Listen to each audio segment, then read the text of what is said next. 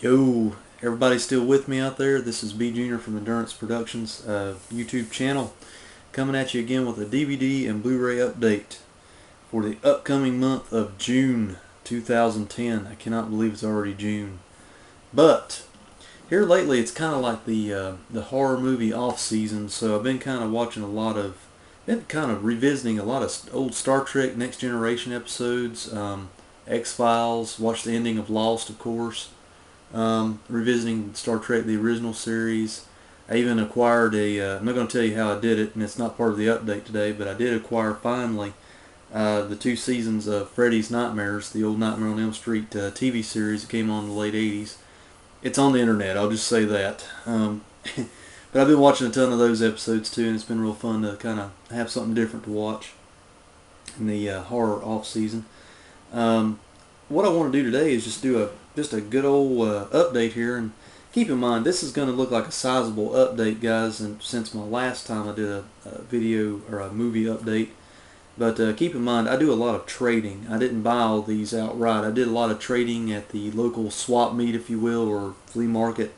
I also did some trading at the used movie store. So a lot of these are used. I just traded in some old tired DVDs that I weren't watching anymore, and didn't really have a whole lot of great rewatchability to them, so I traded them in and got some new selections on DVD and Blu-ray. I'll start with the DVDs and save the Blu-ray goodness for last. I've been in like I was saying before, a big science fiction mood here lately, and I did some trading, and I happened upon this 4-disc collector's edition of Blade Runner. I've seen the original on VHS, of course, growing up, and I've also owned the director's cut on DVD that I bought used a couple years back. I've also heard about the Blu-ray edition. I think it's a 5-disc deal, and it's got all the same stuff this one has on the DVDs. But this one was dirt cheap, and I did a trade on it, and I didn't have to pay much for it, so just a couple bucks. So it does have all the versions of the film, I believe, the U.S. theatrical cut, the international theatrical cut, and director's cut, and the new final cut done by Ridley Scott in 2007. So if you want to see every basic version of Blade Runner, this is the way to catch it. I know it's not Blu-ray, guys, but Blade Runner is one of those I watch late night if there's nothing else to watch. I only revisit it probably once a year, so. But it's one of those it's kind of one of those movies that just keeps coming around. You can't get rid of it in the science fiction realm. So probably not the best or favorite of anybody's science fiction library, but in mine it's in there. It's not my favorite science fiction movie ever, but it's kind of a movie like the 1984 movie of Dune. Not the best one out there, but it's just an interesting movie that you don't get tired of, or at least I don't. Anyway, Blade Runner 4-disc collector's set for just a mere few dollars and some trade credit. It was a pretty good deal, I thought. It's got a cool little flip out thing here to let you know, guys, what it looks like. It flips out. I've got one of the discs in the old DVD player right now, so I don't know. I thought it was pretty cool. It was cheap. Thought I'd pick it up. I'm going to enjoy watching that final cut, because I think, if I hear tell right, Ridley Scott did the George Lucas thing where he went and improved some special effects. I don't know how I'm going to feel about that, because I'm kind of a fan of the way it was whenever I watched it the first time, you know, the impact that it made. Which brings me to my next thing here. I finally got around to getting a little triple pack of the Slimline, the new release of Star Wars trilogy, the original episode 4 through 6 that I grew up watching. What's neat about this little Slimline deal, I know it was kind of chinchy how Lucas cashed in again after he should have brought out the Blu-rays, but he hasn't done it yet, I don't think. These are the digitally remastered copies, but what's interesting about this little set, and I've been waiting to get my hands on it, and I've got this one used, of course. This set has the original versions of the film unaltered and widescreen, and it also has the added computer-generated effects that he put out in the mid-90s. He re-released in the theaters. But this is the main trilogy that I remember and that I love revisiting a lot. The prequels are okay, but these are always better films because it's just the first ones that came out and the ones that I enjoy. But I did a good swap on that one. So it's out there, guys. If you can get a good deal on it. This has got both versions of each film if you're a Star Wars junkie from the old school like me. Picked up a couple of horror favorites here that I could not believe were not in my horror library. So I'm gearing up for Halloween early in June here, coming up. So first one was, I got these from Movie Gallery. If you have a Movie Gallery store in your town, which is a video store chain that's U.S. wide, but it's going out of business recently, or downsizing, or bankrupt, I'm not sure, but they got a lot of good deals. They're literally selling the videos for dirt cheap as they're closing the doors. So the first one was The Company of Wolves. This is one of those highly stylized kind of imagery driven stories from the early to mid 80s from Neil Jordan.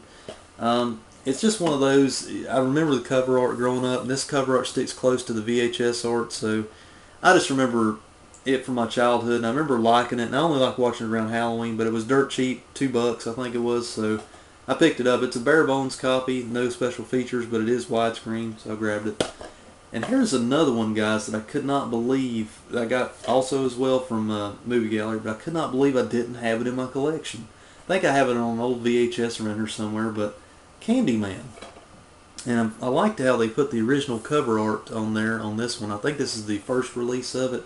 It's an X rental, no special features, just a widescreen and full screen flipper disc. But for $2, couldn't pass it up, and I've been kicking myself ever since. I couldn't believe I didn't have this one on DVD.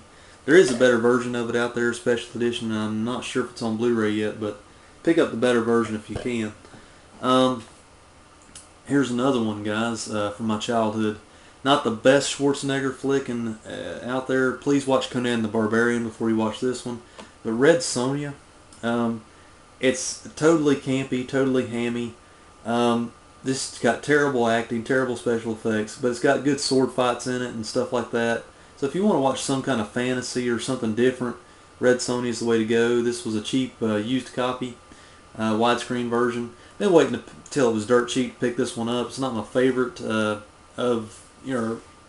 my favorite Schwarzenegger flick ever, but it's just a sword and sorcerer fantasy kind of film, and it's just kind of something different to watch whenever you get bored. Let's go ahead and get into the last couple DVDs here, guys. This is the only Kevin Smith movie that I don't think I have of his in my collection. I love Kevin Smith movies, and whenever I get in a good comedy mood, I have to pop in something from Kevin Smith's View Askew universe or whatnot. It's Mallrats. Believe it or not, around these parts where I live, Mallrats is very hard to find. You can't find it in any of the stores. And I'm not sure if the disc is out of print, but this is the collector's edition with all the special features and behind the scenes. Pardon me. But I've been waiting until it was cheap enough to pick it up, and I picked it up used, but the disc itself looked like it was in good shape. So Mallrats, just a zany comedy from the mid-90s. It's an early, I think it's his second film after Clerks, after he made his big splash in the pond with Clerks. So Mallrats just got some laugh out loud parts in it, one-liners. Stan Lee even shows up in it from Marvel Comics fame. Just one of those I really enjoyed, and I still enjoy today. So makes me laugh. Last but not least, in the old DVD update here, or DVD category rather, this is a cop drama, and I've been watching a lot of crime dramas. I forgot to mention that. I've been watching a lot of mob movies and crime dramas, just to kind of spice things up here lately. Have something different to watch. I picked up a copy of Dark Blue with Kurt Russell. Kurt Russell is one of my favorite actors ever. He's a well-rounded actor. He's done childhood films. He's Disney trained. He can do drama. He can do horror. He can do comedy, science fiction. You name it, this guy's done it. He's one of the most underrated U.S. actors ever. I don't think he's ever won an Oscar, and I think it's a shame. He needs to win one someday. Dark Blue, a cop drama from the early 2000s. I believe it was 2003 when this was released. It's got some special features on the disc. It was a dirt cheap used copy I did some trading for, so picked it up. Gonna enjoy it. Have some action fare with that one. In respects to time on this video, guys, I think what I'll do is I'll actually split this up and make it a two-parter. This has been the DVD portion of the June 2010 or the pre-June 2010 update. Join me for part 2 of this, and I will show off the Blu-ray conkers for the new month coming up.